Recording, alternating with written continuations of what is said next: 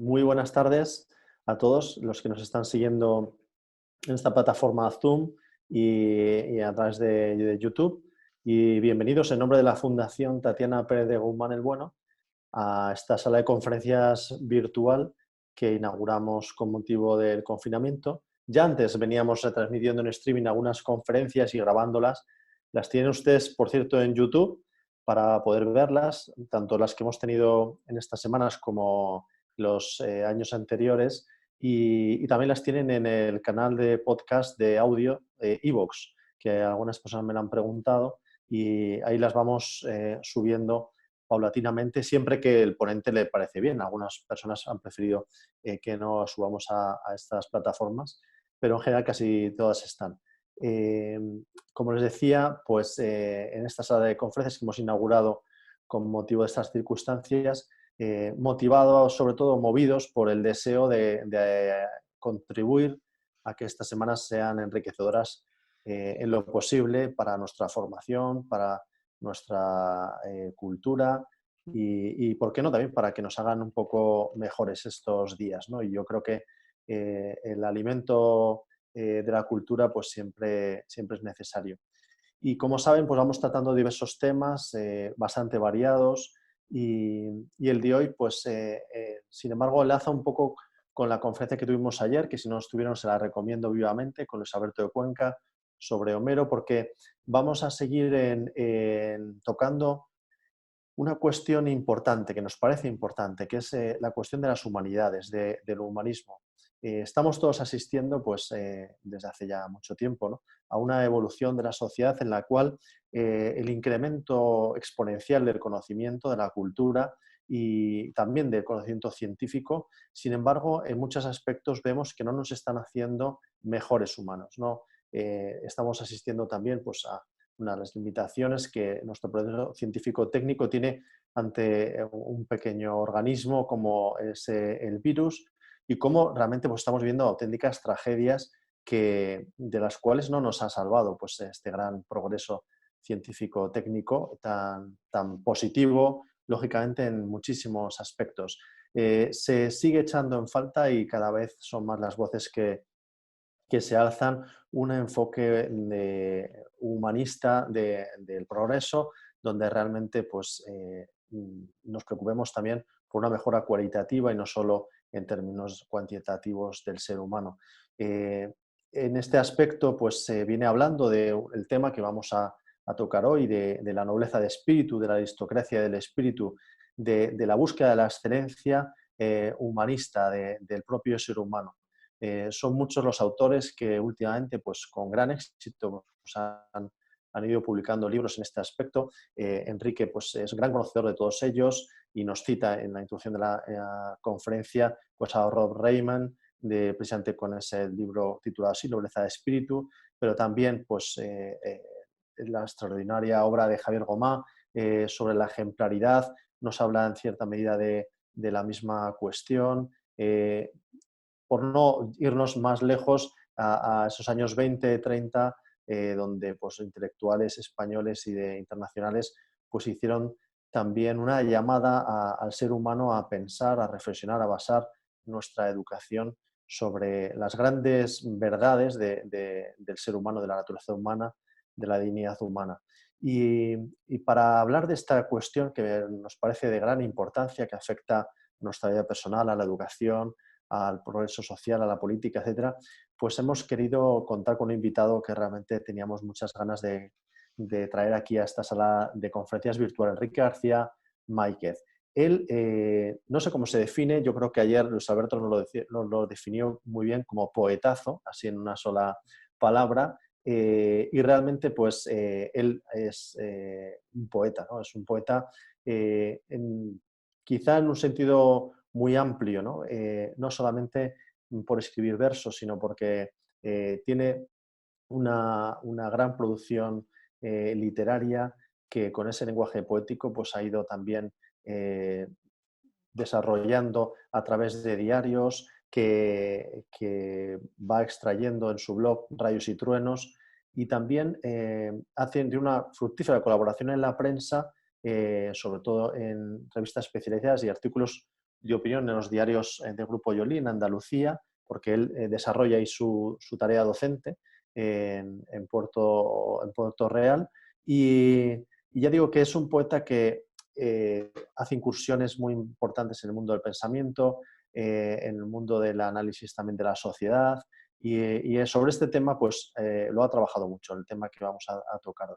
Así que yo creo que vamos a tener, como siempre, pues un invitado que nos va a introducir en el tema magníficamente, al que le agradezco muchísimo que haya querido sacar también un rato para estar con nosotros. Y como siempre les recuerdo, a continuación de la charla que nos ofrecerá Enrique, tienen ustedes la posibilidad de hacer preguntas que Leticia Lombardero, nuestra coordinadora de la conferencia, pues irá pasándoles el micrófono a los que estén en Zoom y hayan dejado su pregunta tanto en la sección de preguntas y respuestas como en el chat. Y a aquellos de ustedes que lo estén viendo por YouTube, ya saben que no podemos pasarles el micrófono, pero sí le podremos leer su pregunta al ponente. Nada más, espero que disfruten de este tema que vale la pena y de este ponente que es un auténtico lujo para nosotros. Muchas gracias. Bueno, muchísimas gracias por la presentación. Además, una presentación estupenda que ha encuadrado el tema exactamente igual como yo pensaba hacerlo. Y para mí también es una maravilla estar en esta fundación con esa cantidad de conferenciantes maravillosos que ya he visto que tenéis, de público estupendo. Y yo voy a hacer un poco de trampa y voy a ocupar la pantalla con un PowerPoint, no porque sea un forofo del PowerPoint, sino porque prefiero que no estén una hora viendo mi cara. Entonces, bueno, simplemente se tratará de una especie de escudo, ya que hablamos de nobleza de espíritu, con el cual defenderme y lanzar mis estocadas desde detrás de él. Voy a darle a compartir la pantalla y... Sí, Enrique, acuérdate al compartir pantalla, perdone, Sí, de los 2 clics, eso es. eso están dados. Entonces, nada, ya le doy y ¿está compartida? No, todavía no. No. A ver qué ha pasado. Vale, compartir. Ahora sí, Ahora perfecto. sí. Ahora Sí, sí. ahora habría, eso es, modo presentación y ya estamos. Perfecto. Gracias. Bueno, pues lo primero que quiero hacer es una excusatio non petita, que es explicar por qué hablo yo de este tema. No es que crea que tenga especiales credenciales para hablar de la nobleza, ni tampoco que me considere un Petronio de la elegancia intelectual, sino que en realidad yo trabajo para una revista, para Nueva Revista, y el editor me pidió que estudiase ese tema porque, como ha dicho muy bien Álvaro en su informadísima presentación, pues Rob Brien había escrito un libro sin demasiadas pretensiones, que de pronto había estallado, de pretensiones literarias, como un bestseller mundial inesperado, se llamaba Nobleza de espíritu, una idea olvidada, y bueno, me puse a investigar sobre este asunto cumpliendo órdenes, lo cual no deja de ser una actitud bastante caballeresca, que la etimología de caballero está clara, remite a la caballería, pero la etimología de knight viene de Nech en alemán, que pasa a Nietzsche en inglés antiguo, y que significa servidor. Y debe haber algo más profundo ahí que una simple casualidad arbitraria, porque incluso samurái, que es el caballero japonés, una cultura que no tiene ningún contacto con la germánica, samurái viene del verbo saburau, que es servir. Hay en ciertas servidumbres y en ciertas obediencias, como dice el aforista Carlos Marín Blázquez, pues la intuición sutil que identifica enseguida que hay servidumbres que ennoblecen y libertades que degradan. Bueno, pues conste en esta excusatio non petita que yo cumplo órdenes hablando de este tema y no lo hago creyendo que tenga una autoridad especial distinta a la que tienen todos los que me escuchan. Pero sí es verdad que fue muy interesante cuando me puse a ver el tema, porque era increíble el interés social que despertaba, como bebe agua un sediento o chupa la lluvia a la tierra después de la sequía, ¿no? Estaba este libro, estaba la tetralogía de la ejemplaridad de Javier Gomá, incluso el bestseller de Peterson de 12 reglas para vivir no deja de ser una adaptación, una especie de adaptación de la caballerosidad o de la nobleza de espíritu al mundo posmoderno. Y bueno, y vi que había un nicho, pero también un nicho social. Incluso descubrí una campaña publicitaria muy interesante de Chivas asociando el whisky con la caballerosidad.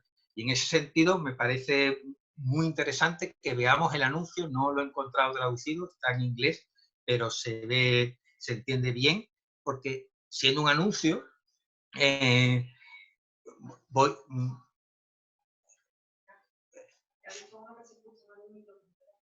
me tengo que pegar más, perdón. Y Leonor es mi mujer.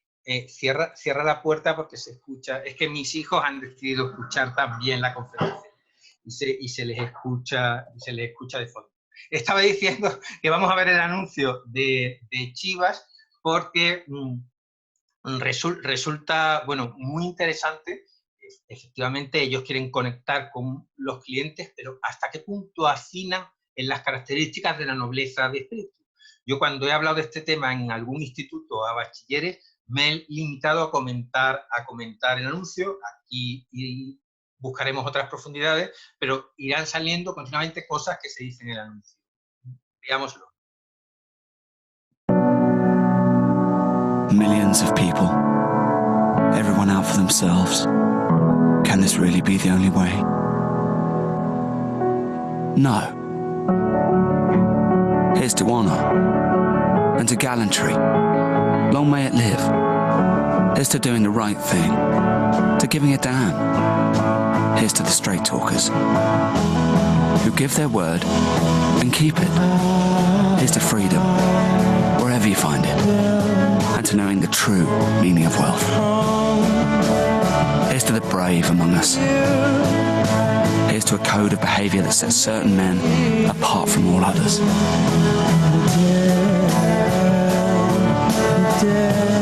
Here's to us.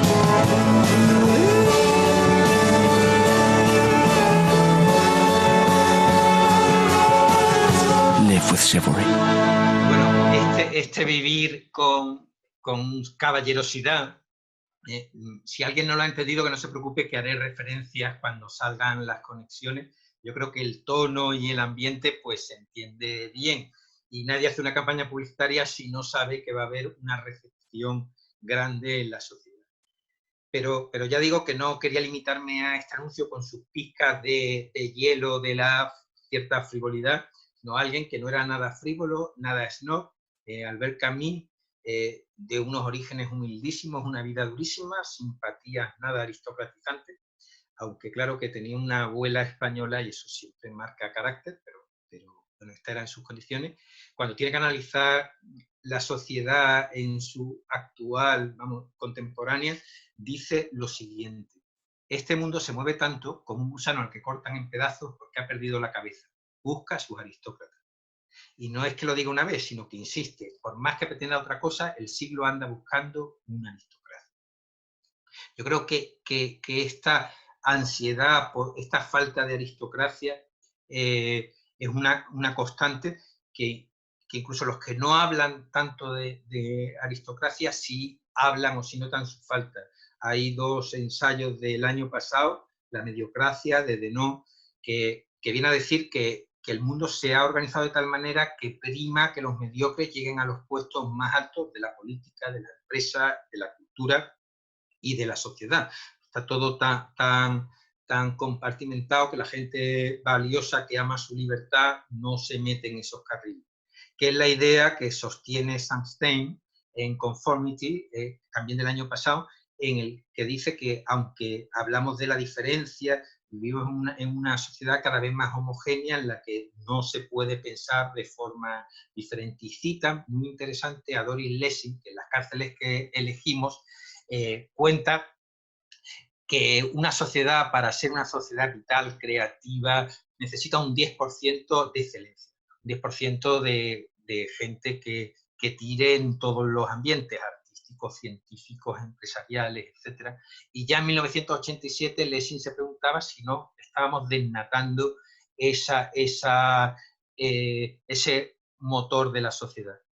Realmente, Faguet en 1910 escribe un libro que es una rareza, que se editó en España hace 2 o 3 años, por primera vez, El culto a la incompetencia, que aplica una especie de ley de Peter a la vida social y explica que lo de la incompetencia ya viene de largo y viene casi con la invasión vertical de los bárbaros, ¿no? O sea, que el principio del siglo XX empieza a haber un decaimiento de esa idea aristocrática del espíritu, que el pueblo pues recoge rápidamente, incluso en chistes que tienen mucha gracia, pero de un humor muy negro, ¿no? Ese chiste que dice que actualmente la clase trabajadora no tiene trabajo, la clase media no tiene medios y la clase alta no tiene clase. Que es efectivamente un chiste, pero que tiene mucha gravedad, como sabía T.S. Eliot, que dijo que lo peor que le había hecho Inglaterra a Irlanda, mucho peor que las guerras, mucho peor que la represión, fue forzar a la huida de las clases altas, lo que ellos conocen como The Flight of the Wild Geese, que las élites irlandesas, aburridas ya de tantísima presión inglesa, pues se fueron, muchos vinieron a España, hay muchos apellidos irlandeses, sobre todo en el ejército y en otros órdenes, esa suerte que tuvimos los españoles, pero Irlanda perdió eso, y eso es muy importante porque hay un proceso emulativo, ejemplificante, que hace mucha falta. Ya hablábamos de que el primer tercio del siglo XX conoció la invasión vertical de los bárbaros, y eso Álvaro Matut, que ya digo que ha hecho una presentación informadísima, lo comentaba, ¿no? Que España tiene en esa época 3 análisis impresionantes, ¿no? Mucho más hondos pues, que el libro de Rob Riemen, con todos los respetos para el holandés, ¿no? Está, por supuesto, La rebelión de las masas de Ortega, que es el más conocido, pero también toda la obra de Eugenio II, que además tiene la ventaja de que le echa mucha ironía, mucho humor, que yo creo que es importante a la hora de hablar de aristocracia intelectual, cierta autoironía, y él habla incluso de la necesidad de una caballería intelectual. Y luego, con una poesía preciosa y una hondura increíble, está Juan Ramón Jiménez, que no solo escribía versos, sino que pensaba muy bien la sociedad y que hablaba de la necesidad de una aristocracia de intemperios, aristocracia que podía tener en cuenta el jardinero que cuida una flor, una planta que ha vendido y que va a verla para que siga bien, o el señor que pregunta al vecino de qué color quiere que pinte la casa porque él es el que la va a ver. Esta aristocracia intelectual nos vendría extraordinariamente bien en esta época, que estamos fascinados por el número, por las ventas, por la cantidad de likes, por la cantidad de votos, por el índice de popularidad. O sea, hemos perdido la coordenada cualitativa, solo tenemos la coordenada cuantitativa. Y luego también por asumir la ética aristotélica del perfeccionamiento moral, porque la ética hedonista ya vemos que nos está llevando a un callejón sin salida, y hay muchos problemas actuales que se solucionarían simplemente sabiendo que son cosas que no haría un compañero. Pienso en los excesos del igualitarismo, también la corrupción política, el bullying, la mentira instalada en la vida pública sin que a nadie se le caiga la cara de vergüenza, las fake news, la falta de sentido de la vida. El sentido caballeresco de la vida hace que toda tu vida se novelice, como muestra el Quijote especialmente.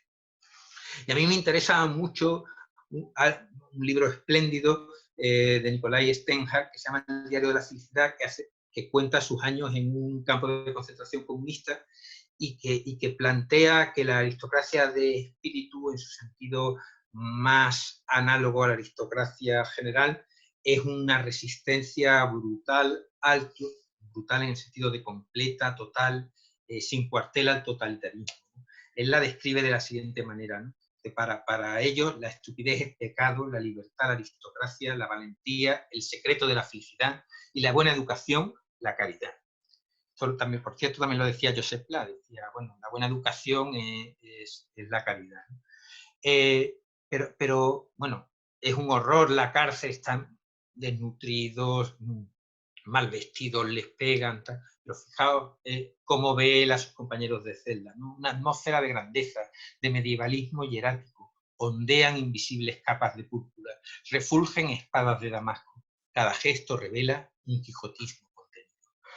Pues, la necesidad de este quijotismo contenido, pues, para enfrentar todas estas lacras con las que vivimos.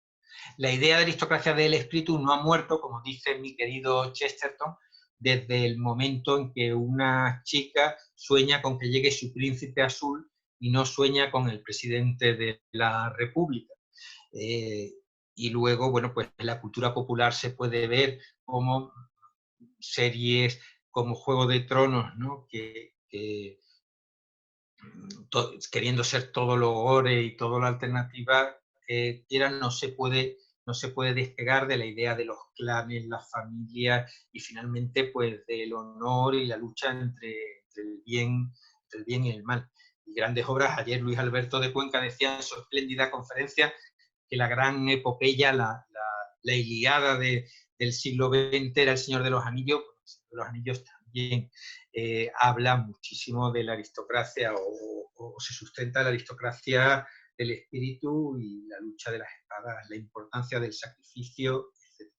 Parece que el ser humano no puede renunciar a ese mito de la caballería, incluso lo pone en el futuro, ¿no? A mí me llama la atención en la Guerra de las Galaxias, que hay unas naves impresionantes, pero la lucha realmente brutal sigue ocurriendo entre espadas refulgentes, ¿no? No puede dejar de recordar el verso de Julio Martínez Mesanza: hay algo noble en todas las espadas. No podemos renunciar a ese arma, ni tampoco a los problemas del padre, de la identidad, de la estirpe y del honor y de la fidelidad a una vocación. Eso está en una obra, pues, tan popular, de cultura popular, como la Guerra de las Galaxias.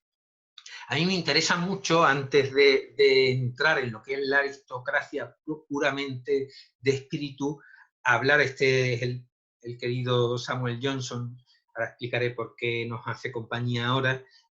Me gustaría explicar la relación que tiene con la aristocracia ordinaria, o la aristocracia ordinaria o de la sangre, o la aristocracia originalmente militar. ¿Por qué? Porque veo que hay mucha gente que con cierto maniqueísmo termina hablando de la aristocracia intelectual o de espíritu como lo contrario y lo opuesto a la aristocracia de la sangre. Yo creo con Eugenio II, que le robo la idea a Eugenio II cuando habla de lo barroco, que la aristocracia es en sí un eón, o sea, un arquetipo platónico que tiene distintas representaciones a lo largo de la historia y a lo largo de la sociedad, pero que siempre tiene este afán de búsqueda, que lo decía extraordinariamente Gregorio Luri en su conferencia, sobre el alma de la verticalidad anímica, de ir hacia lo mejor, de aspirar sobre todo a lo verdadero, a lo bueno, a lo bello, y a defender a lo débil, ¿no? A los débiles. Entonces, bueno, pues que hay un fenómeno que es la aristocracia de la sangre, un fenómeno que es la aristocracia intelectual y otro tipo de aristocracias que veremos ahora, y que todas tienen un denominador común y muchas veces grandes zonas de confluencia y sirven de metáfora y de luz al través que explica unas y otras. ¿Y por qué pongo a Samuel Johnson, que era de origen humildísimo y sin embargo un gran aristócrata intelectual? Bueno, pues porque él funda un club, el club por antonomasia, que además tiene un brindis muy conservador y muy aristocrática: esto perpetua, esto para siempre. Un brindis que me encanta, y en ese brindis, en ese club, presumían de que no podía entrar el primer duque de Inglaterra, porque era un club reservado al mérito personal, al mérito intelectual, y vencía siempre el argumento más que la clase social. Esto es en la Inglaterra del siglo XVIII y entre gente, pues, muy conservadora. Pero me interesan mucho los números, ¿no? El club tuvo en vida de Johnson 44 miembros, de los cuales 19 de ellos sí llevaban título nobiliario, 7 por nacimiento y 12 otorgados en razón de sus méritos.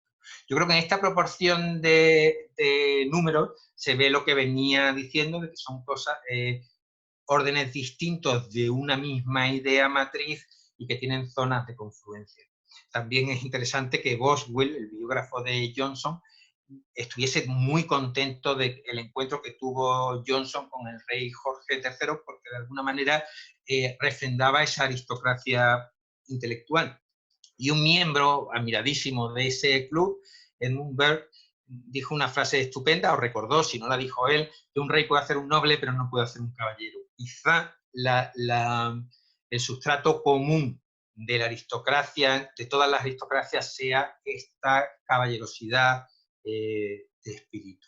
Y esta idea se entiende todavía mejor con un francés, cruzamos el canal, Tocqueville, que él reunía en sí dos aristocracias, porque por parte paterna era de la aristocracia militar, los Tocqueville se remontan o datan de Guillermo el Conquistador y toda la aristocracia normanda, pero por parte de madre era de una aristocracia francesa conocida como la aristocracia de toga, que son los grandes funcionarios públicos. Su abuelo materno fue su gran referente intelectual, fue guillotinado por Robespierre, y él vivió muy claramente esta ambivalencia de la aristocracia.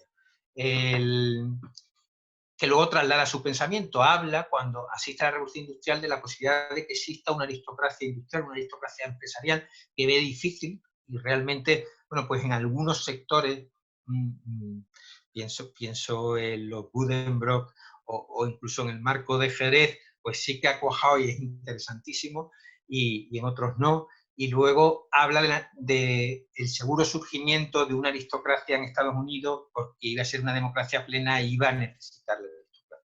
Digamos que este juego me interesa mucho más, y lo voy a seguir pues jugando con la analogía, que no hacer una oposición maniquea, ¿no? Para hablar del concepto de aristocracia de espíritu, que cuando le preguntan a Rob Riemen qué es, se queda un poco cortado y habla de la nobilitas literaria, de leer a los grandes, de la gran conversación. Yo creo que la aristocracia de espíritu es más que eso, es eso, pero es más. Vamos a basarnos en 3 versos de Dante, que yo creo que dan la perfecta definición de lo que es un aristócrata de espíritu, o de lo que es la aristocracia de espíritu. En traducción de Abilio Echeverría, dice: no olvidéis vuestra estirpe y nacimiento, para vivir cual bestias no se os hizo, sino para alcanzar virtud y conocimiento. Esto se lo dice Ulises a su tripulación para animarle a seguir en su búsqueda de otro mundo, del mundo que está en el otro hemisferio. Hay una prueba histórica de que esto es la aristocracia de espíritu en Primo Levi, que cuando estaban en el campo de concentración de Auschwitz, él cuenta que esos 3 versos que se sabía de memoria fueron lo que le sostuvo en el campo de concentración. Es muy interesante que a Steinhardt, en un campo de concentración comunista, le sostuvo el quijotismo contenido, el Quijote, la idea de nobleza de espíritu, y a Primo Levi igualmente Dante en Auschwitz, ¿no? Que se recitaban: no hemos nacido para vivir como bestias, hemos sido hechos hombres para seguir la virtud y el conocimiento. Hay otra definición de aristocracia que a mí me interesa mucho, porque me parece muy bonita y muy interesante, de Aristóteles, que dice que es virtud, otra vez la virtud, aquí sí hay una coincidencia, Aristóteles dice virtud y riquezas antiguas. Es muy interesante que Dante se fume el concepto de riquezas antiguas, pero como explica Marco Santagata en su biografía espléndida de Dante, para Dante uno de los 3 temas fundamentales de la vida de Dante era la cuestión de la nobleza, y en concreto la cuestión de su propia nobleza. Muy interesante. Santagata dice que es un hilo rojo que recorre toda su obra, recorre toda la comedia, pero también el convivio. Y claro, Dante no tenía mucho dinero, no le interesaba defender la idea de la riqueza. Pero bueno, ya veremos que todo tiene sus segundas lecturas. Entonces, vamos a dedicar la segunda parte de la conferencia a analizar simplemente estos 3 versos, ¿no? Considerate la vostra semensa. Lo primero que pide la aristocracia de espíritu es la consideración, considerar, reflexionar. Es una aristocracia que se basa en la fuerza de la reflexión, del pensamiento, del entendimiento. Considerar.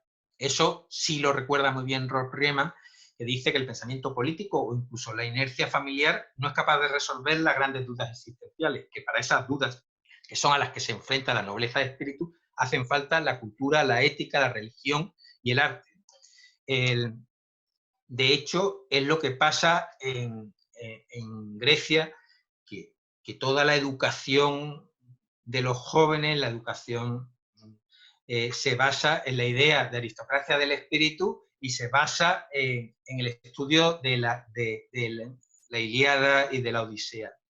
Yo defiendo, vamos, no yo solo, sino mucha gente, que ese papel para la Europa cristiana lo coge el ciclo artúrico y también la poesía provenzal. ¿Por qué no nos ha servido Homero? Bueno, pues porque cambian algo fundamental. Lo explica muy bien José Enrique Ruiz Domènech en la novela Y el espíritu de la caballería, que es un libro espléndido en el que él también defiende la idea de que del espíritu de caballería surge toda la narrativa europea. La diferencia, los europeos somos diferentes por el concepto de libertad que da también el concepto moral, la posibilidad de libertad y por tanto la posibilidad del pecado. Esto lo pensaba explicar con unos cuentos del ciclo artúrico hasta que me di cuenta que si no nos iban a dar aquí las 9 y las 10 y tuve que cortarlo. En cualquier caso, no me crean a mí, pero sí a Ruiz Domènech, y efectivamente ese es el gran cambio que rompe esa estructura cerrada clásica. ¿Y qué hay que considerar? En primer lugar, nuestro origen, vuestra semilla, vuestra estirpe, y también que hemos sido hechos para algo, para no vivir como brutos, pero también que hemos sido hechos. O sea, que si hay una idea alérgica a la idea de aristocracia de espíritu, y a la idea de aristocracia es la del hombre hecho a sí mismo. En ese sentido, los españoles tenemos mucha suerte porque nuestro arquetipo de caballero es el hidalgo, que ya en su nombre lleva eso tan maravilloso que es el ser hijo, vuestra semensa, de algo, ¿no? No hace falta, como explicaría luego don Álvaro Dorst, ser hijo de muchos, sino asumir esa filiación y esa deuda. Curiosamente, alguien que se suele motejar de escéptico, aunque yo tengo mis dudas, que Michel de Montaigne también tenía una madre española, española, para más honor, hace un comentario a Séneca que a mí me parece maravilloso en este sentido. Él recuerda que Séneca dijo: qué vil cosa y abyecta es el hombre si no se eleva por encima de su humanidad. Cuestiones de las que nos habló fantásticamente Gregorio Lurio. Y comenta Montaigne: he ahí una frase hermosa y útil, pero también algo absurdo. Es imposible y monstruoso hacer el puñado mayor que el puño, o el abrazo mayor que los brazos, o que el paso se extienda más que la extensión de nuestras piernas. El hombre no puede elevarse por encima de su humanidad, porque solo puede ver con sus ojos y solo puede asir con sus manos. Pero nos da la esperanza. Se elevará si Dios le presta extraordinariamente su mano, se elevará abandonando y renunciando a sus propios medios, se dejará alzar y levantar. Parece que Montaigne no era muy partidario del barón de Munchausen, que se sacó del lago de arenas movilizadas tirando, según cuenta él, de su propio pelo, y que en realidad es una imagen de muchos aspectos pues, de la modernidad y de la posmodernidad, ¿no? Que el hombre quiere sacarse de los pantanos en los que cae tirándose de sí mismo con tal de no reconocer el punto de apoyo de ninguna trascendencia. Lo cual a veces, oye, si se saca así, aunque será un poco doloroso por tirar del pelo, bien está, pero no es una actitud propia del aristócrata de espíritu que está deseando reconocer los méritos de sus antecesores, ¿no? ¿Y qué méritos son? Bueno, hay capas superpuestas. Boecio hablaba, por supuesto, de Dios. Decía, bueno, si la nobleza está en nuestro origen y todos descendemos de Dios, todos tenemos la más alta dignidad, ¿no? Lo cual es una idea muy interesante para esto que estamos hablando, porque otro posible título de la conferencia, ya digo que esta conferencia podría tener más títulos que la Casa de Alba, y un título que me gusta a mí mucho, y si escribo un libro alguna vez sobre este asunto, será el título que ponga, será Aristocracia para todos, ¿no? Si lo propio de la aristocracia es ser mejor que quién, si todos estamos llamados, bueno, pues mejor que uno mismo. Ser distinguido es distinguirse de uno mismo. Otra fuerza que te saca del pantano, que esto es una cosa maravillosa, es el amor, ¿no? En la Baja Edad Media, con el auge de las ciudades, pues hubo gente que no descendía de la nobleza de sangre, tipo Dante, que de pronto quisieron aspirar a esta nobleza y se dieron cuenta que en vez de por la gens, por la tribu, se podría aspirar por la gentileza y por el amor. Amar a una donna angelicata, a una mujer angelical, a una señora angelical, era una forma de elevarse espiritualmente. Esto está en Dante, en todo la poesía italiana, y bueno, y lo recoge Sánchez Mazza en Rosa Kruger, que es una novela que a mí me parece maravillosa y una lectura de Dante estupenda. Y bueno, esto lleva a que las democracias, debería pasar lo mismo en las democracias correctamente entendidas. Alguien tan demócrata como Chesterton decía lo siguiente, que lo que no le perdonaba al sistema es que sostuviese que gracias a la democracia el duque de Norfolk es igual a todo el mundo, cuando lo que habría que defender es que todo el mundo es igual, es el duque de Norfolk, ¿no? De manera que, bueno, otro título posible para este tema sería Usted es el duque de Norfolk. Pierre Manent habla muy interesantemente de que esa era la función de la educación francesa, que tenía que ser por una parte universal para todo el mundo, como estamos hablando, y por otra parte exquisita para elevar a todo ese mundo. O sea que la función de la escuela francesa era que todo francés tuviese en el corazón y hablase la lengua del rey de Francia. Bien, la siguiente parte de Dante dice non foste a vivir come bruti. O sea, que si hay algo también que no tiene nada que ver con la aristocracia de espíritu, es la idea del buen salvaje. La aristocracia de espíritu parte que como uno no tenga mucho cuidado, puede vivir como un bruto, o que parte de esa base, ¿no? Fijaos qué es lo que dice Séneca y la admira Montaigne. Qué vil cosa y abyecta es el hombre si no se eleva por encima de su mano. Y Gracián dice, el hombre redímese de bestia cultivándose. O sea, que se asume que sin cultivo nos va mal, ¿no?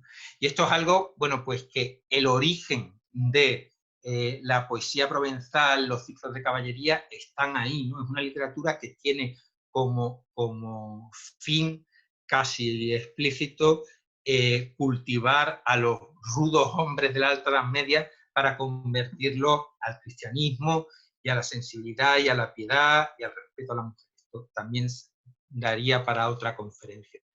Por eso, en tantas historias del ciclo artúrico hay tanta brutalidad. Me decían, se lo lees a tus hijos con estas ideas de cabezas cortadas, sangre, pasiones enfrentadas, infidelidades, etc. Y yo respondía con Chesterton diciendo que los cuentos de hadas no dan al niño su primera idea del mal, sino su primera idea de que el mal puede ser vencido. El niño conoce al dragón desde que tiene imaginación, lo que le da el cuento es un San Jorge que mate al dragón. La nobleza de espíritu parte del dragón, en parte del dragón que uno tiene dentro de sí, en parte del dragón que la gente que no se controla pues deja suelto, y parte de que uno tiene que emular a San Jorge y pelearse con el dragón.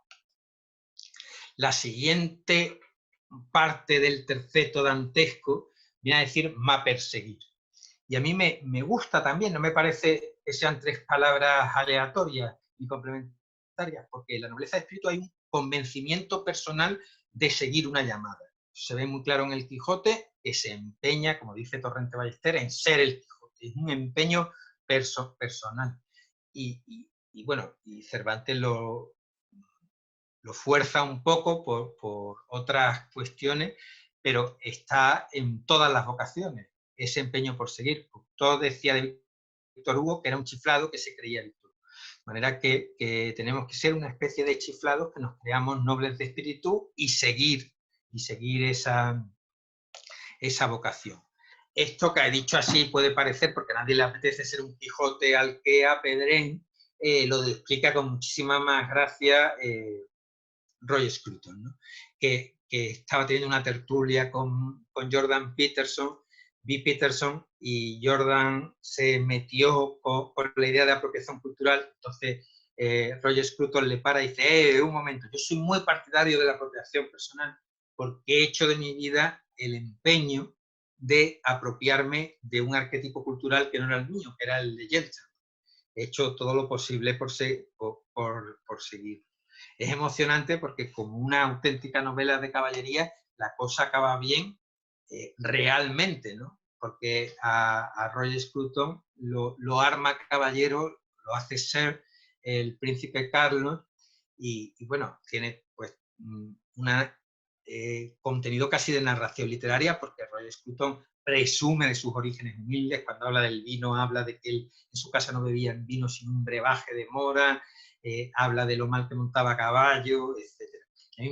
Por eso me emociona mucho su escudo nobiliario, donde ponen los caballos, que ha sido su afición ennoblecedora, además de donde encontró su amor, porque su mujer se apiadó de ese señor que se estaba cayendo continuamente y le ayudó y tal, en una cacería del zorro, pero luego pone pues, los libros y la pluma, y luego nomen omen, coge su nombre y lo convierte en un lema, scrutare semper, ¿no? De Scruton, pues escrutar siempre, investigar siempre, pensar.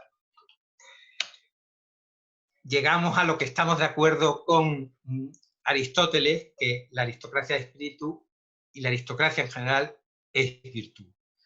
No es extraño porque la virtud es la herramienta que el hombre tiene para aspirar a lo bueno, a lo noble y a lo verdadero. Así que es fundamental. Esto, vamos, es una constante de Erasmo, la idea de identificar nobleza con virtud. A mí me encanta Shakespeare en Pericles, que Tasia se enamora de alguien que parece en principio que no es noble, y dice, pero tiene virtud, que es el fundamento de la nobleza y razón para tenerla. En cualquier caso, a mí me interesa señalar una idea, que es que la virtud aristocrática, tanto del espíritu como la normal, de la aristocracia de sangre, es una virtud ligeramente distorsionada. Eso lo explica con respecto a la virtud de la santidad.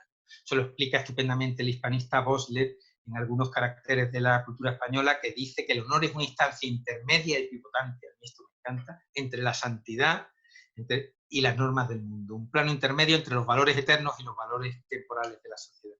Lo dice que funciona como un plano transmutador de lo heroico por un lado, lo fantástico y vano, que es esto que subraya tanto Cervantes en el Quijote, por lo verdadero y eterno.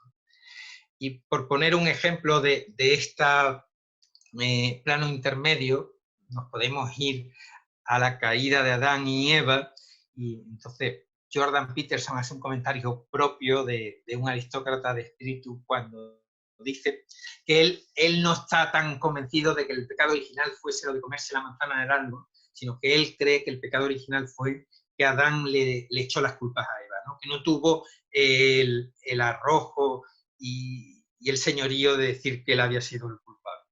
Yo, que soy mucho más ortodoxo que Peterson, jamás diría esto, me atengo a la tesis oficial, pero sí me gustaría comentar tres cosas. La primera es que yo creo que aunque se hubiese cometido el pecado original, si Dios se encuentra con que Adán tiene el gesto de decir, no te preocupes, la culpa ha sido solo mía, castígame solo a mí, se le hubiera enternecido el corazón y no los habría echado del paraíso.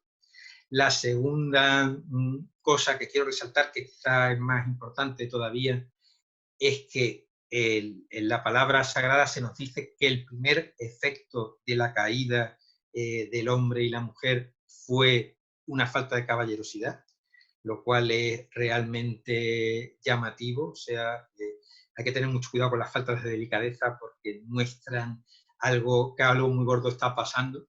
Y por último, me encanta del libro Bushido de Ignacio Nitobe, que él dice, comentando este pasaje, si Adán hubiese sido un samurái, jamás hubiese desobedecido y seguiríamos en el paraíso. Y me parece la fanfarronada típica de un auténtico caballero, o, en fin, esta frivolidad graciosa y orgullosa, que recuerda mucho en Occidente a Clodoveo, cuando se convirtió, le contaban la pasión del Señor y lloraba amargamente el rey francés, que si yo hubiese estado en Jerusalén entonces con un puñado de mis francos no hubiese crucificado a Cristo. Esta actitud o esta virtud distinta, algo distinta, un plano intermedio entre la santidad y las virtudes del mundo. Si tuviese que señalar algunas virtudes propias del aristócrata de espíritu, yo creo que la fundamental es que es señor de sí mismo. Esto le dio un juego graciosísimo a Sócrates, como cuenta Platón en la República, que ya no, alguien muy valioso que es dueño de sí mismo. Decía, bueno, si es dueño de sí mismo, será su esclavo. Bueno, pues esta dualidad yo creo que hay mucho de nobleza de espíritu. Uno es dueño de sí mismo, se da órdenes que obedece como un fiel siervo. Somos Quijote y Sancho. Esta idea la recoge Walter Scott, que es uno de los grandes artífices de la popularidad de la idea de nobleza, y dice que quien resiste los ataques del destino son sus propios gobernadores, los habitantes de su propio estado libre e independiente no se agachan ante extraños. Esta idea de la libertad es fundamental. Camus decía que no había perdido nunca en su vida, a pesar de todas sus debilidades, un cierto regusto por la honra, y que él pensaba en dos cosas, ¿no? El gusto por la libertad y el gusto por la sinceridad. Esta idea de ser hasta un propio estado independiente. Pero no para hacer tu santa voluntad, sino, como recuerda Remy Drake, la idea de nobleza obliga, este señorío te obliga, no es un activo, sino un pasivo, es un deber que uno cumple, pues, de determinados comportamientos, que ya decíamos que son las cosas que no hace un caballero o las cosas que sí hace un caballero, y que estaban en el curioso anuncio de Chivas, ¿no? Hacer la cosa correcta, ayudar a los demás, la camaradería, el valor, el sacrificio. La otra gran virtud es la veracidad. Aquí tengo el cuento de Sir Gawain y el Caballero Verde, que a mí me parece un tratado sobre la sinceridad. No tengo mucho tiempo para contar el cuento, pero léanlo y verán cómo está haciendo un estudio de la sinceridad, de sus problemas, y de que lo importante de la sinceridad es cumplir las promesas. Eso es lo propio de un caballero. Ser sincero, pero sobre todo ser fiel a la palabra dada. Esto tiene mucho interés cuando se asocia con la idea de señorío que decíamos antes, porque cuando uno da su palabra y la cumple, está haciendo algo que tiene fuerza de ley para sí mismo, pero que va a cumplir. Y es un auténtico privilegio en el sentido etimológico de la palabra, una ley que te obliga a ti mismo. Eres un Estado soberano de un solo súbdito, que eres tú, pero con capacidad legislativa. De manera que cumplir la palabra es una cosa muy, muy seria en la que nos jugamos nuestro honor. En este sentido, la nobleza obliga a hacer determinadas cosas, pero el hecho de cumplir la obligación también es nobleza. Bueno, pensaréis, virtud se ha equivocado, ya ha hablado de la virtud, no, porque virtud originalmente también se refiere al valor, y es muy importante el valor también para un caballero intelectual, que diría Eugenio II. Edison tiene una carta muy graciosa, muy importante para hablar de nobleza de espíritu, a John Adams, en la que le dice: ahora que las guerras con la pólvora no necesitan valor físico, el valor físico ha pasado a ser una dote intelectual. George Orwell decía que la cobardía intelectual es el peor enemigo al que tiene que enfrentarse un escritor o un periodista. Esto, todo el mundo que haya escrito sabe que es verdad, más en los tiempos actuales. Y las buenas novelas las escriben los que no tienen miedo. También los que no tienen miedo escriben los buenos artículos e incluso los buenos libros de poemas. Llegamos por fin al conocimiento, que digamos que es la parte más significativa en principio de la nobleza de espíritu, aunque nuestro maestro en esto, que es Cervantes y el Quijote, dicen que no penséis señor, que yo llamo aquí vulgo solamente a la gente plebeya y humilde, que todo aquel que no sabe, aunque sea señor y príncipe, puede y debe entrar en número de uno. He señalado esto porque nos sirve para recoger un debate que habíamos dejado atrás con nuestro queridísimo Aristóteles sobre la riqueza necesaria. La cultura es también un tesoro.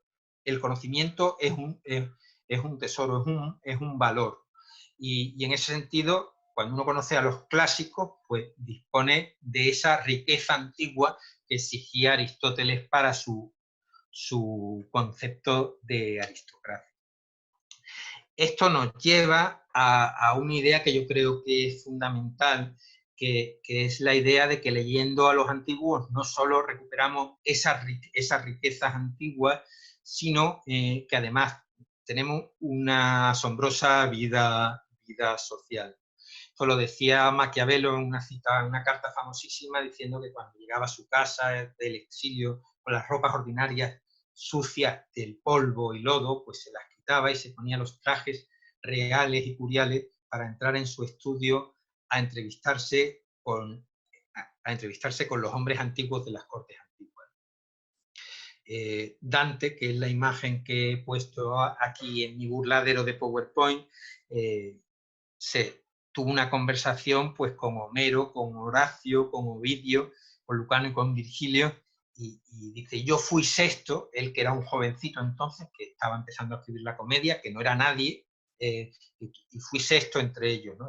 Esa conversación que describe estupendamente un aristócrata doble de la sangre, porque era señor de la Torre de San Juan Abad y de las Letras, que es nuestro Quevedo, en esos versos impresionantes, ¿no? Retirado en la paz de estos desiertos, con pocos pero doctos libros juntos, vivo en conversación con los difuntos y escucho con mis ojos a los muertos. El autor contemporáneo que más gala ha hecho de esta conversación es quizá Jiménez Lozano, que hablaba de que los escritores antiguos eran gentlemen and friends, ¿no? O sea, mi caballero, aquí otra vez el giro aristocrático, y amigos, ¿no?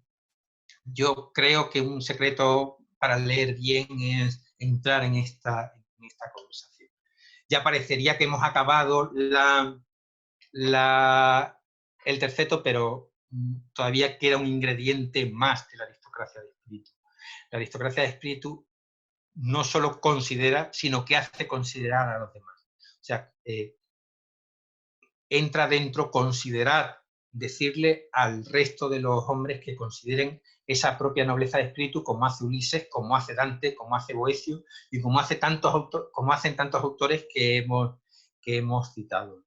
En ese sentido, es maravilloso uno de nuestros grandes aristócratas de espíritu, que es Velázquez, tal y como lo interpreta Ramón Gaya, ¿no? La elegancia y el buen gusto de Velázquez no surgen de un elaborado orden social ni estético, sino de una limpia desnudez originaria que está en el hombre, que es el hombre, ¿no? Lancén de la dignidad del hombre. Él tampoco hace maniqueísmos y estaba encantado de cruzarse en Santiago y de juntarse la cruz de Santiago, y hizo fenomenal, pero él habla de esa dignidad que está en el hombre, que hace que se pinte en las meninas ese cuadro tan maravilloso que habla también de la intimidad de los reyes, pues que se pinte con ellos siendo uno más y pintando. Y sobre todo esa capacidad, que es lo que maravilla a Gaya, y Gaya en Velázquez Pájaro Solitario explica tan bien, de ver la dignidad de los pobres, y esa es la solidaridad propia del noble de espíritu, ¿no? Además de que, bueno, hay que ser solidario siempre, pero recordar la riqueza de espíritu, o como hizo Gregorio Luri el otro día, que tenemos alma, recordar que tenemos alma al resto de la gente, ¿no? El cuadro del niño de Vallecas es impresionante, ¿no? La enorme dignidad que Velázquez sabe poner en el niño de Vallecas. Y yo, bueno, pues pensaba terminar así, hablando de Ulises, agradeciéndole a Ulises la lección que nos había dado sobre la nobleza de espíritu, y había puesto este cuadro porque, bueno, también parte de la nobleza de espíritu está en no escuchar las chácharas o los cantos de sirena de la actualidad, ¿no?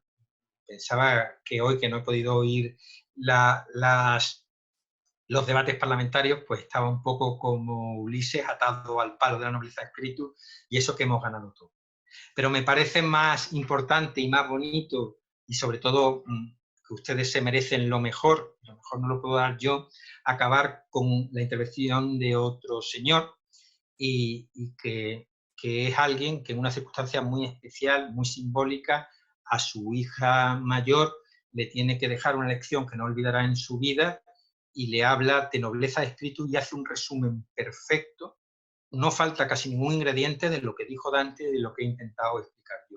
Se trata del discurso de Su Majestad el Rey, con el que acaba el discurso Su Majestad el Rey en la última entrega de los premios Princesa de Asturias. Escúchenlo y vayan atando cabos con todo lo que ya sabemos de la nobleza de espíritu. Alcanzar. Tu deber será actuar siempre con el ánimo esperanzado, con coraje y valentía, creciendo en responsabilidad, en bondad y en ejemplaridad. Hoy, cuando por primera vez nos acompañas en este acto, me gustaría terminar mis palabras transmitiéndote a ti y a tu hermana y a toda vuestra generación un mensaje de confianza. Esa confianza tan necesaria que cada año sentimos renacer en este teatro gracias a nuestros galardonados, a su gran ejemplo, a su extraordinaria obra y a su entrega a las causas más nobles, a su amor por la solidaridad y por la libertad. Gracias, en definitiva, a su nobleza de espíritu, que tanto deseo se fortalezca día a día en tu corazón. Muchas gracias a todos.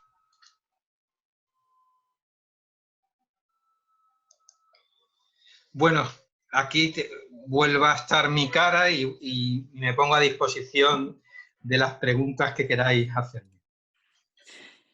Muchísimas gracias. Siempre decimos lo mismo, pero es verdad que lo único de las pocas cosas malas que tiene esta plataforma es que no permite que escuches los aplausos de todo tu público, pero ahí están y bueno, algunos escriben y aplauden desde el chat, así que muchísimas gracias de parte de todos ellos. Iniciamos el turno de preguntas. Antes de abrir el micrófono, Juan Ignacio me decía que a él no le funciona el micro, así que yo voy a leer su pregunta. Juan Ignacio le gustaría saber, dice, ¿cuáles cree que son las consecuencias para la nación que no se ponga la excelencia educativa como principal objetivo de las leyes de educación? Bueno, son gravísimas porque la excelencia general de la sociedad se construye sobre la base de la excelencia educativa.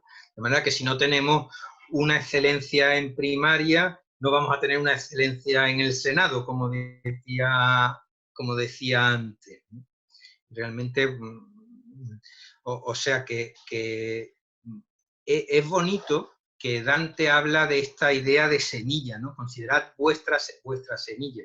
Esa semilla en la aristocracia general y en todas, porque todos tenemos que estar muy orgullosos de nuestros padres, en la familia, pero también en la semilla que ponen nuestros maestros, ¿no? Gregorio Luri decía en su conferencia, yo reivindico la lección de estos maestros. Bueno, pues que no se ponga la excelencia en la educación es que no se está plantando esa semilla. Sin duda, muchas gracias. He abierto el micrófono de Senaro. ¿Senaro? Sí, ¿se me oye? Sí, perfectamente. Buenas tardes, muchas gracias, como siempre, por las conferencias y por los ponentes que están presentes en ella. Yo le quería decir a usted que, teniendo en cuenta el momento y la época por la que estamos atravesando, al margen del problema del coronavirus, al margen de este, yo creo que el humanismo está en franca decadencia. La pregunta, teniendo en consideración los distintos caminos que está tomando la poesía actual, puesto que además parecen caminos opuestos, no hay una homogeneidad con lo que entendemos por la poesía clásica, ¿en qué momento cree usted que se encuentra la poesía contemporánea? Muchas gracias. Sí, bueno, a mí agradecértelo porque a mí lo que me gusta es hablar de poesía, así que estupendo. Y además, bueno, como dice Cervantes en ese fragmento que he leído del Quijote, son los tesoros ocultos, ¿no? Yo creo que una parte de la aristocracia del espíritu está en no caer en el derrotismo y en el alarmismo. Ahora está circulando muchísimo por internet un meme de la condesa viuda de Downton Abbey, que dice: ser derrotista es tan de clase media. Bueno, pues ¿por qué? Porque la segunda frase más aristócrata del espíritu es de Heráclito, que dijo: uno para mí es 10.000 si es el mejor. ¿Verdad? Que yo creo que mientras haya gente interesada en la poesía, en el humanismo, pues se va manteniendo esa llama, independientemente de que queremos llegar a todo. Es verdad que hay muchísima poesía que a mí me parece mala y poesía que a mí me parece buena. Lo que pasa es que yo confío mucho en el sentido común de los lectores y sobre todo en el sentido del tiempo, como decíamos del brindis de Johnson: esto perpetúa, la poesía es para siempre, y el tiempo termina distinguiendo las poesías buenas o la poesía auténtica de los experimentos que se hacen y también de las maniobras de marketing. Así que ha ido, teniendo usted toda la razón en su dictamen, ha ido a dar con un optimista compulsivo. Mientras se escriban poemas buenos, la poesía está viva y hoy en día se escriben muchos poemas buenos. Bueno, yo ahí he de añadir, y como he leído alguno de sus poemas, que entonces la poesía está muy viva, porque sus poemas he de decir que son muy buenos. Pero me van a permitir ahora que lea una de las preguntas de YouTube, que no les puedo dar paso con el micrófono. Cristóbal Garrido Nobel pregunta, dice: ¿no cree que la concepción de nobleza del espíritu de Riemann corre el riesgo de fariseísmo? ¿No ha de ser el caballero a la vez bufón para no aislarse en su torre de marfil o acabar tiranizando a los supuestamente inferiores? ¿No está el tipo de nobleza de espíritu de Riemann la raíz de los totalitarismos que el mismo Riemann critica? Bueno, qué maravilla de pregunta. Yo creo que ahí tenéis un futuro conferenciante y yo estoy bastante de acuerdo con esta idea del bufón. Chesterton decía que a la aristocracia inglesa se le podía perdonar porque nos permitía reírnos de ella, y eso está en el Quijote. O sea, está en el Quijote la idea de tener unos ideales tan altos que terminen haciéndose perdonar por sus propios fracasos y por su propia risa. Y yo sí veo efectivamente en Riemann que hace un poco un Munchausen, o sea, que se tira del pelo y que tiene un pelín de miedo, quizá porque no quiere hacer de bufón, no quiere que se rían de él, tiene un poco de miedo a sacar más conclusiones sobre la aristocracia de espíritu. Lo que pasa que, bueno, que abrió brecha y se le agradece, pero yo creo que este señor Cristóbal ha hecho una lectura atinadísima. Pues seguimos con las preguntas, que hay bastantes. He abierto el micrófono de Gonzalo Falagán. Gonzalo, confírmame que tienes el micro abierto. ¿Qué tal? Buenas tardes. Sí, ¿se me escucha? Perfectamente. Sí, perfectamente. Fenomenal. Bueno, buenas tardes y muchísimas gracias por la conferencia. La verdad es que ha sido francamente interesante. Mi pregunta sería un poco ¿qué relación hay entre la idea esta de aristocracia de espíritu y la oligarquía? O sea, al final, los que buscan elevar su espíritu están condenados a ser tiranizados por aquellos que no buscan elevar su espíritu. A ver, te iba siguiendo y me he perdido un poco en el sentido, pero vamos, es mi culpa. Claro, creía que me ibas a hacer la pregunta sobre si la aristocracia de espíritu no podía solidificarse en una especie de oligarquía que defendiese sus propios intereses, que es el peligro que ha tenido siempre la aristocracia: cerrarse en banda y no dejar entrar sangre nueva, sangre fresca o la virtud, que en el caso de la aristocracia de espíritu es menor. Eso sobre la oligarquía, ese peligro está, esa de solidificación, pero con ese peligro hay que luchar y es parte de la misión de la nobleza de espíritu, no ver lo bueno y lo verdadero en cualquiera, ¿no? Incluso en el niño de Vallecas, ¿no? De manera que es difícil. Y la segunda parte de la pregunta la contesta de alguna manera la primera pregunta. La idea de qué pasa si eres un poco ridículo, si el peso social te arrincona. Bueno, pues ya cité a Heráclito, también está Nietzsche, ¿no? Que dice, pocos me bastan, uno me basta, ninguno me basta, ¿no? Hablando de los lectores y del mérito, ¿no? y del premio. Yo creo, bueno, pues que sí, que te fuerza un poco a ser un excéntrico. También hubiese querido hablar un poco de la excentricidad como una característica propia de todas las aristocracias, ¿no? Ponerse un poco el mundo por montera.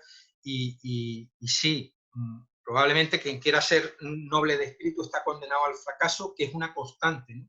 Ya Eneas, el padre Eneas, le dice a su hijo, aprende de otro suerte, porque de mí lo que vas a aprender es esfuerzo y buen ánimo, y eso está en el Quijote. Muchas veces quien tiene ideales muy altos tiene que partir o asumir la derrota, incluso cierto carácter irrisorio, como decía la pregunta anterior. Muchísimas gracias. Seguimos con el turno de preguntas. David Cerdá, tienes ahora abierto el micrófono. Gracias. Bueno, yo lo primero, felicitar a Enrique, al que sigo y leo y nos escribimos y tengo cariño por todo lo que hace, no como poeta, sino docente.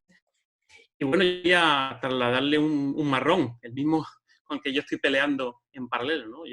Hace un tiempo que llevo trabajando en el concepto del honor, un honor para el siglo XXI, y como él está trabajando en una caballerosidad para el siglo XXI, pues cómo llevarse un concepto como la caballerosidad, que ha sido tradicionalmente masculino, al siglo XXI, donde supongo que debemos pensar en una caballerosidad unisex o algo parecido.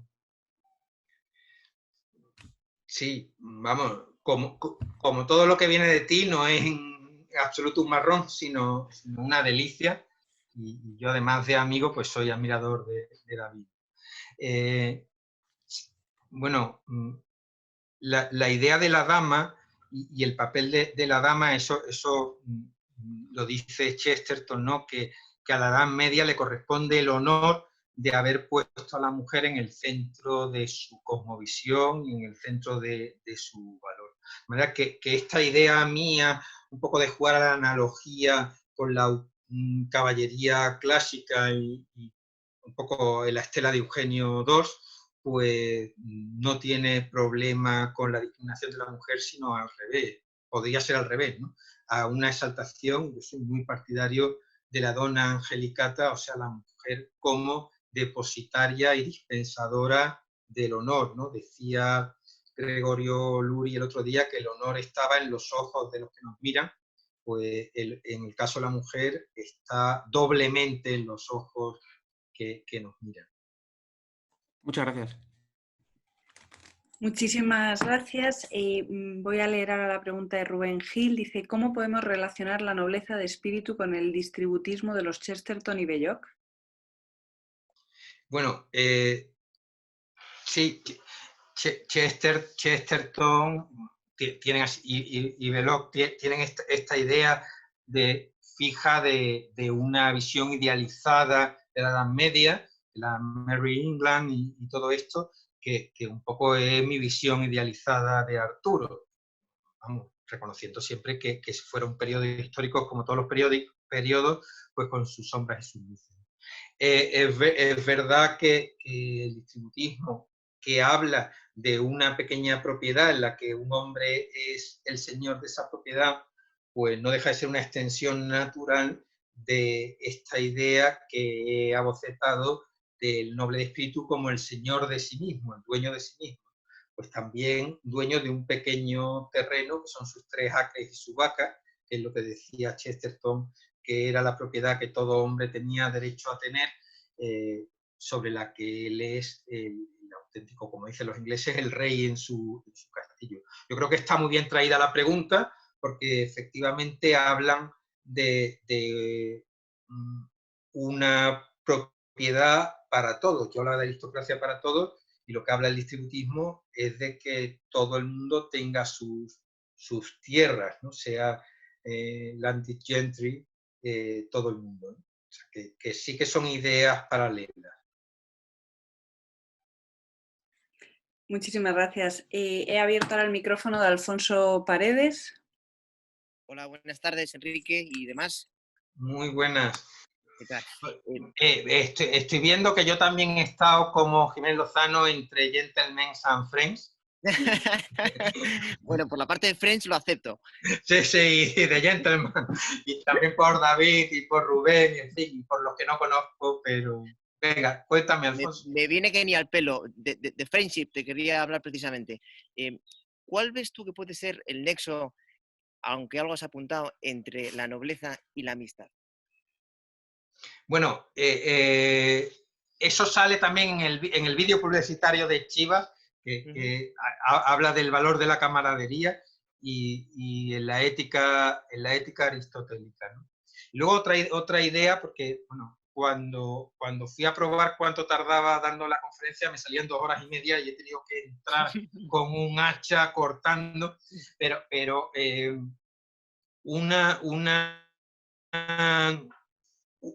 idea fundamental es que la aristocracia de espíritu ve lo positivo en los demás, ¿no? Esta idea que pide San Pablo de vivir haciendo honras mutuamente y que Basho dice que un buen haiku es el haiku que eleva, no que suspende. Entonces, esa capacidad del noble de espíritu de ver en los demás a un igual y a un igual con la máxima dignidad, pues claro, es un sustento para la dignidad y para vivir teniendo detalles y teniendo cortesía con todo el mundo. Sí. Muchísimas gracias, Enrique. Antes de continuar con el turno de preguntas, hay varias personas que sí que nos dicen si podrías repetir el autor del cuento que... A ver, dice, ¿de qué autor es el cuento que ha mencionado al hablar sobre la veracidad? Bueno. Bueno, pues a esas personas se lo agradezco mucho porque me parece un cuento brutal. Es una historia clásica del ciclo artúrico, pero a mí la versión que me gusta es la de Sir Roger Lancelot Green, que ya él solo tenía nombre de caballero artúrico, y está en El Rey Arturo y sus caballeros de la tabla redonda. Y realmente es muy, muy impresionante, porque eso está la palabra dada, pero al final cuenta una pequeña mentira, pero se le perdona porque la sinceridad tiene sus recovecos y es muy interesante. Qué pena que si lo leen no podamos luego comentarlo. Es un cuento fantástico. Está en El Rey Arturo y sus caballeros de la tabla redonda de Sir Roger Lancelot Green. Muchísimas gracias. Pues ahora sí seguimos con el turno de preguntas. José Joaquín Pérez Beneito, he abierto el micrófono. Sí, bueno, parece que no está conectado. ¿Sí, José Joaquín? ¿Ahora? Sí, yo creo que ahora sí. Buenas tardes. Hola, buenas tardes, Enrique. Te sigo por Twitter y por los sitios. Otro amigo, sí. Simplemente una cuestión. Yo creo que detrás de lo que tú estás contando late un rechazo del hombre masa, ¿no? El hortellano, el parásito de Peggy y de Chesterton, ¿no? Es decir, en tu charla yo creo que lo que hay es una urgente necesidad de acudir a alguna fuente de sentido. La pregunta es, ¿por qué no abiertamente decimos que está la religión como fuente de sentido? Bueno, como siempre me has entendido estupendamente y bueno, me parece que, o yo creía que lo había dicho cuando hablo de ver vuestro origen, y el primer origen que pongo de esa nobleza es Boecio. Dice, bueno, todos tenemos la máxima dignidad, porque la dignidad está en el origen, y todos tenemos el origen en Dios. Yo, vamos, efectivamente creo que soluciona mucho las cosas, pero también, vamos, no tengo ningún prejuicio antirreligioso y creo que efectivamente el problema late en la falta de sentido. Incluso, en algún momento creo que lo dije, que una de las cosas que solucionaría la nobleza de espíritu sería, porque da una dimensión muy narrativa a la vida, el sentido en la vida de la gente. Vamos, yo simplemente hablo de otras fuentes de sentido porque hay otras fuentes y porque no todo el mundo tiene fe. Pero efectivamente en la fuente más sólida, incluso en la visión de la democracia como exaltación de la dignidad de todo ser humano, que es la que defiende Chesterton, está un sustrato profundamente religioso. Yo creo que haces muy bien en preguntármelo para que lo más importante quede claro, ¿no? De hecho, había lanzado una trampa siempre digo que la frase de Heráclito, la segunda frase, la frase de uno para mí es 10.000, si es el mejor, que efectivamente, como tú bien has dicho, va contra el hombre masa. Es la segunda frase más aristocrática de la historia, porque para mí la primera frase más aristocrática de la historia es ser perfecto como vuestro Padre Celestial es perfecto. O sea que has hecho muy bien en subrayar esta. Pues muchísimas gracias. No sé si voy a dar el paso a otro amigo, pero en este caso Jorge Godenzi nos ha pedido hacerte una pregunta. Estoy intentando abrir su micrófono. Jorge. ¿Me escuchan? ¿Me escuchan? Sí, perfectamente. ¿Qué tal? ¿Qué tal? ¿Cómo están? Buenas tardes aquí en el Perú. La disertación de don Enrique, permítame felicitarlo, muy pedagógica, muy sintética y muy aleccionadora. Aquí en el Perú, le quiero hacer este comentario. A mediados del siglo XIX surgió una figura políticamente preeminente. Era un obispo, llegó a ser el primer presidente del Congreso Constituyente el año 1860. Este cura político, polígrafo, se llamó Bartolomé Herrera Vélez. Él reivindicaba la soberanía de la inteligencia. A propósito, que es un término político, como lo es el de la aristocracia, él sostenía que los gobiernos debían de ser administrados, jefaturados por los más inteligentes, los más capaces. Es decir, reivindicaba la aristocracia de la mente. Sí. Y usted, al empezar la exposición en el PPT, planteó ahí una alegoría muy significativa de Camus. Es decir, un gusano partido entre sí, sin cabeza, se remueve y no tiene norte. La pregunta es la siguiente, distinguido conferenciante.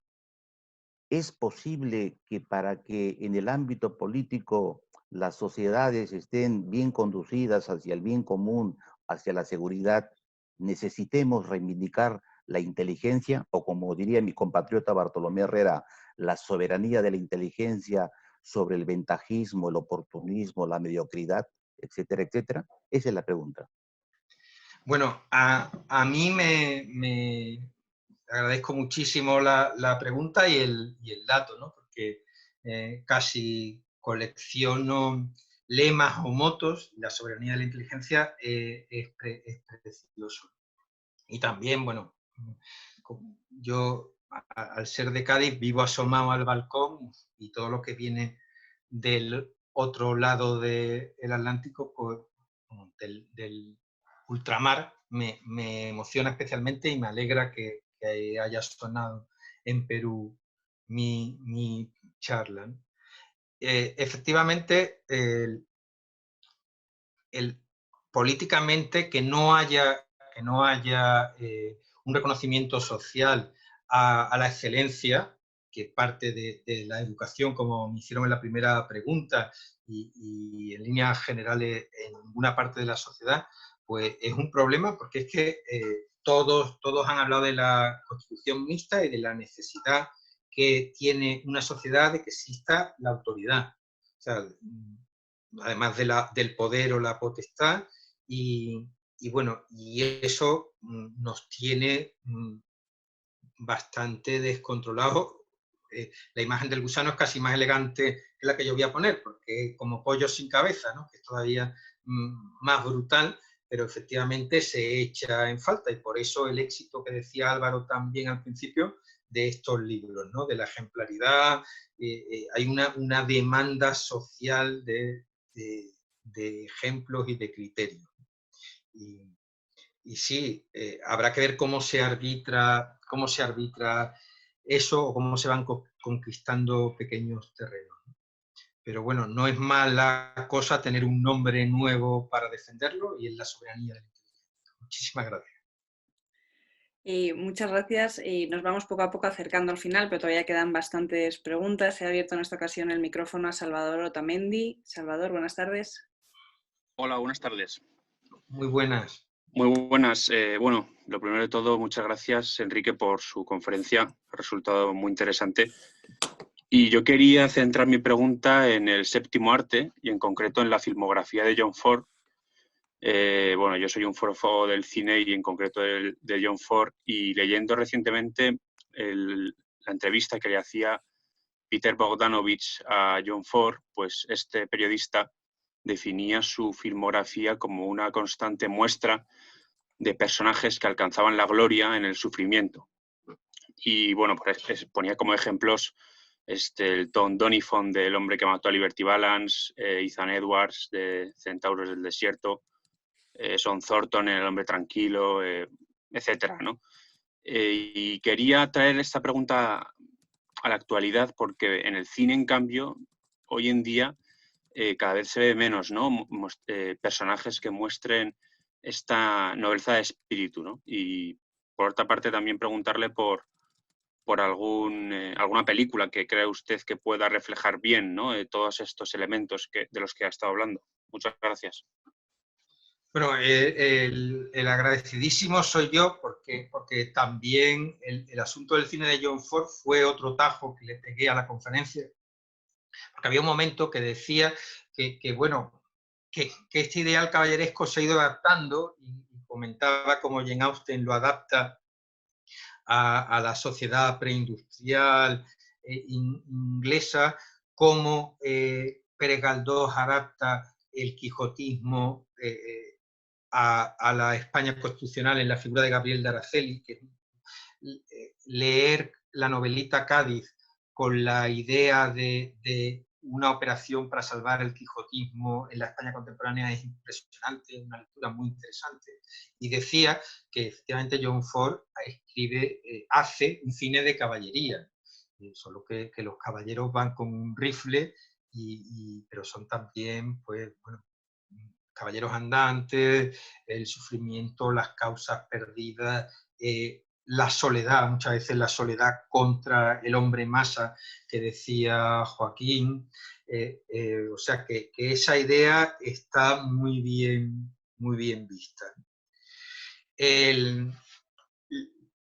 La idea de la nobleza de espíritu en la época actual, en el cine actual, es verdad que hay como una especie de alergia, y hay una lucha porque la naturaleza humana tiende a subir. Yo creo que lo más interesante de Juego de Tronos, que tuve que ver con una cuestión profesional, es ver cómo contra el esfuerzo de los guionistas se le va colando la novela de caballería en lo que en principio iba a ser una historia muy gore y muy alternativa, como al final empieza a haber caballeros con capacidad de sacrificio, y cómo eso les termina dando miedo en el último momento, porque se les va a convertir en una defensa de la legitimidad de la estirpe o de la virtud. Entonces, bueno, pues hay una pereza innata y un vértigo, porque la nobleza de espíritu exige la elevación, eso produce vértigo, y exige, como también ha dicho alguna otra pregunta, la exposición al ridículo, y también eso exige vértigo, ¿no? El cinismo es muy protector. Yo hay una película que me parece preciosa y que recomiendo siempre, que es La clase de esgrima. Esta película eslovaca o no, letona creo que es, o lituana, sobre una historia real de un profesor de esgrima, donde, bueno, se habla mucho también de la educación en valores, en virtudes, también de la soledad que produce ser un maestro y del sacrificio. En fin, yo creo que es una película que tiene grandes valores de nobleza de espíritu. Y donde también hay una donna angelicata, o sea, donde hay una mujer pues, que otorga el honor con su mirada amorosa. Pues muchísimas gracias, Enrique. A pesar de que se han quedado muchas preguntas en el tintero, tenemos que ir acabando la conferencia. Yo sí que les quería decir que ahora por el chat voy a poner una noticia que publicamos con motivo del Día del Libro, que recoge muchas referencias, tanto bibliográficas como las películas, para que si alguien las quiere ver, que las tengan. Y dejo ya el micrófono a Álvaro para que podamos despedirte. Muchas gracias. Gracias a vosotros.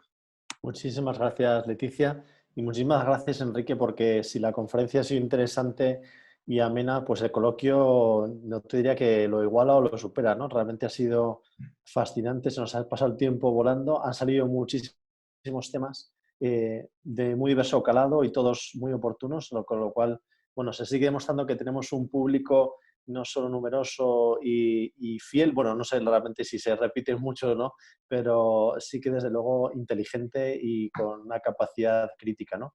Y bueno, eso pues nos llena de orgullo, ¿no?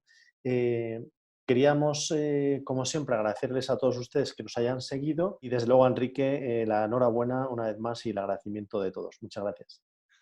Muchas gracias a vosotros y también a las preguntas, efectivamente, que me han ayudado mucho a recoger cosas que se me hayan ido quedando por el camino. Muchas gracias.